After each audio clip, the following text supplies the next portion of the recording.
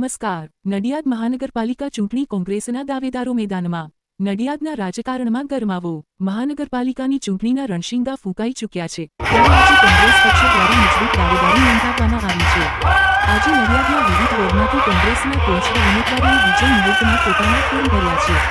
જેમાં સૌથી મહત્વના સમાચાર એ છે કે નડિયાદ શહેર કોંગ્રેસ પ્રમુખ હાર્દિક ભટ્ટ પોતે આ વખતે ચૂંટણી જંગમાં ઝંપલાવી રહ્યા છે. હાર્દિક ભટ્ટે પૂર્વ કેન્દ્રીય મંત્રી અને પીઢ નેતા દિનશા પટેલના આશીર્વાદ મેળવીને પોતાના પ્રચારના શ્રી ગણેશ કર્યા હતા. ત્યારબાદ કોંગ્રેસના આગેવાનો અને કાર્યકરોની વિશાળ રેલી સાથે તેઓ કલેક્ટર કચેરી પહોંચ્યા હતા અને વોર્ડ નંબર 12માંથી ઉમેદવારી પત્ર ભર્યું હતું. જનસેવાના સંકલ્પ સાથે મેદાનમાં ઉતરેલા અન્ય ઉમેદવારોની વાત કરીએ તો વોર્ડ નંબર 11માંથી સુરેન્દ્ર બારોટ, હેમાંગી પટેલ અને મિનેશ પટેલે પોતાની દાવેદારી નોંધાવી છે. વોર્ડ નંબર 12માંથી શહેર પ્રમુખ હાર્દિક ભટ્ટની સાથે જશોદાબેન પરમારે ફોર્મ ભર્યું છે. વોર્ડ નંબર 13માંથી જીતેન્દ્ર આઝાદ કોંગ્રેસના પંજા સાથે મેદાનમાં ઉતર્યા છે. વિજય મુહૂર્તમાં ફોર્મ ભરીને કોંગ્રેસના આ તમામ ઉમેદવારોએ જનતાની સેવા કરવાનો નિર્ધાર વ્યક્ત કર્યો છે. હવે જોવાનું એ રહેશે કે નડિયાદની જનતા કોના પર પોતાનો કળશ ડોળે છે.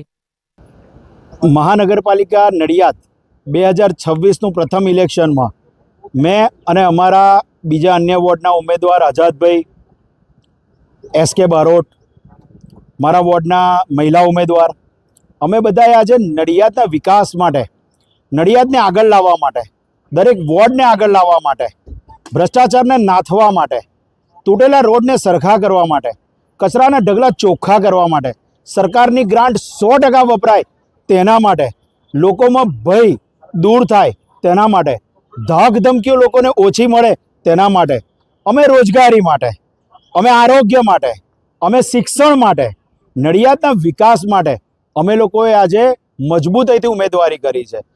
મેં નડિયાદમાં 52 વોર્ડમાં 13 વોર્ડમાં 52 ઉમેદવાર ઊભા રાખ્યા છે. બસ મારું એટલું કહેવું છે, જે રીતે દેશનો વિકાસ થઈ રહ્યો છે તેવો મારા નડિયાદનો વિકાસ નથી થઈ રહ્યો. 100 રૂપિયાની ગ્રાન્ટ આવે છે, 30 રૂપિયાનું કામ થાય છે. નાના કુમનાથ રોડ તમે જોઈ શકો છો. બાંકડા જમીનની અંદર લેવલ અંદર દાટી દીધું છે. ચારે બાજુ ખાડા છે. નડિયાદ મહાનગરપાલિકામાં કર્મચારીઓના પીએફના પ્રશ્ને મોટો ભ્રષ્ટાચાર છે. કોઈ અધિકારી કોઈ યોગ્ય સૂચના અને માર્ગદર્શન નહીં મળવાના કારણે પ્રેસ કરી શકતું નથી, યોગ્ય નિર્ણય કરી શકતું નથી. મોટા પાયે લોકોને લઘુત્તમ વેતન ચૂકવવામાં આવતું નથી. ફિલ્ટ્રેશન પ્લાન્ટનો પ્રશ્ન છે. વર્ષ 2007ની અંદર આ પ્લાન્ટનું ખાતમુહૂર્ત અત્યારે હાલના દેશના વડાપ્રધાનને જે તે સમયેના ગુજરાતના મુખ્યમંત્રીશ્રી અને ત્યારબાદ બીજા 2 મુખ્યમંત્રીશ્રીઓ દ્વારા કરવામાં આવ્યું હતું. ગ્રાન્ટ આવી કરોડો રૂપિયાની, પરંતુ ભ્રષ્ટાચાર શબ્દ નડિયાદના અધિકારીઓ અને નેતાઓને ગમતો નથી, એટલે ગોટાળો શબ્દ વાપરું છું. મોટા કરોડો રૂપિયાના ગોટાળાના કારણે આ ફિલ્ટ્રેશન પ્લાન્ટ નડિયાદના 40% 50% વિસ્તારોમાં પહોંચ્યું નથી. લાઇટો નડિયાદની અંદર 50% જગ્યા ઉપર બંધ બોલે છે.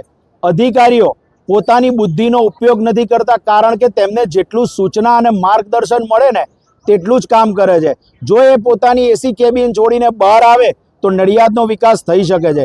નડિયાદ અને આણંદ બંને એક સાથે મહાનગરપાલિકા બની આજે આણંદ વિકાસની તરફ હરણફાળ ભરી રહ્યું છે, જ્યારે મારું નડિયાદ ભ્રષ્ટાચાર તરફ આગળ વધી રહ્યું છે, ખાડા નગરીમાં આગળ વધી રહ્યું છે. સંતરામ મહારાજની ભૂમિ, સરદાર પટેલ સાહેબની જન્મભૂમિ, પણ આ લોકોએ એટલું પાછળ પાડી દીધું. માત્ર ને માત્ર હમણાં 2-3 દિવસ પહેલા અમૂલ ડેરીના એક મોટા નેતા બોલ્યા કે પૈસા બનાવ્યા છે. બહુ સાચું બોલ્યા, એમણે નથી બનાવ્યા, બધા નેતાઓએ બનાવ્યા છે. અત્યારે હાલનું રાજકારણ, અમે શિક્ષિત લોકો છે, નડિયાદમાં સારું કરવા આવ્યા છે. અત્યારે આ લોકોનો વિષય સવારે ઉઠે અને સાંજ સુધી માત્ર રાજકારણ કરવાની સાથે સાથે ભ્રષ્ટાચાર કરવાનો છે. અમને એક મત, અમારું મોઢું જુઓ, અમે પ્રજાનો અવાજ બનીશું, રોડ રસ્તા સારા કરીશું. અમે જેટલી 3 દિવસ પહેલા પ્રેસ કરીને જે અમે મેનિફેસ્ટો બહાર પાડ્યો છે એનું પાલન કરવાની જવાબદારી અમારી છે. નડિયાદને આગળ લઈ જવાની જવાબદારી છે. હું વ્યવસાય વકીલ છું, વર્ષ 2006થી શરૂઆત કરી હતી. આજે હું વિકાસના પંથે મારી મહેનતે જઈ રહ્યો છું. નડિયાદની ઘણી બધી સંસ્થાઓમાં અત્યારે સભ્ય તરીકે છું. કેમ કે કશુંક કરીએ છે, જ્યારે અત્યારના હાલ નડિયાદ વિકાસ તરફ આગળ નથી વધી રહ્યું, એક અમને તક જોઈએ છે, માત્ર એક તક, વિકાસ માટે તક જોઈએ છે. અમારી જોડે એકવાર વિશ્વાસ રાખો. હું નડિયાદની પ્રજાને હાથ જોડીને કહું છું, તમે ધાક ધમકીમાં ના આવશો.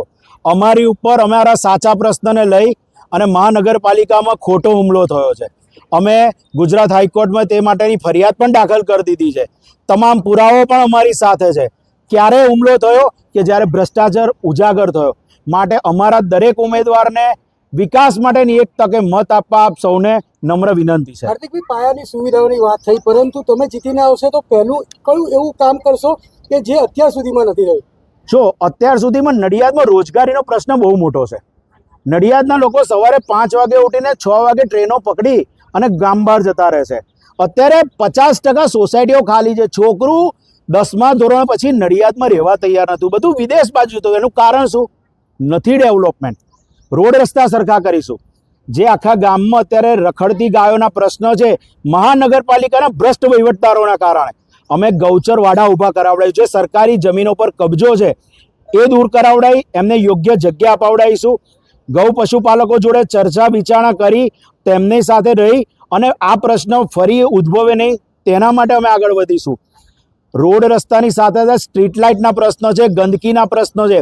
તમે અત્યારે જોઈ રહ્યા છો, નડિયાદના નેતાઓએ વિકાસના નામે દુકાનો તોડી નાખી. કેમ કે કાંસની અંદર પાણી નથી જતું. આખું ગામ જુએ છે કે એ કાંસ વરસાદી પાણીનો છે, એ કાંસમાં ગટરના પાણી છે.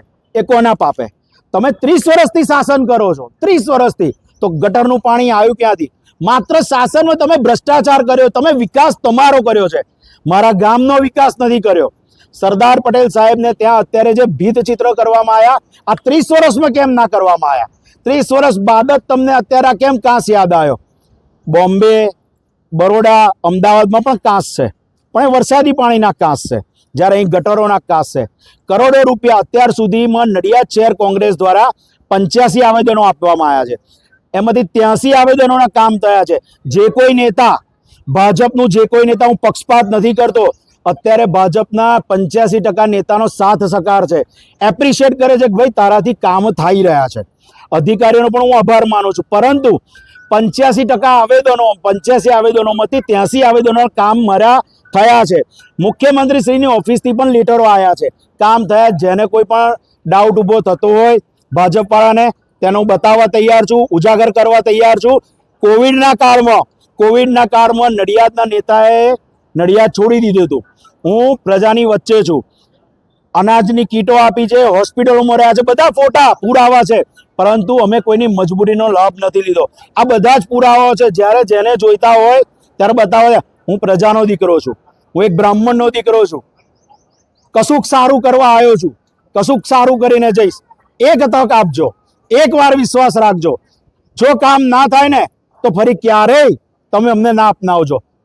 એક મત આપજો, અમારા દરેક ઉમેદવારને જીતાડજો. જય મહારાજ.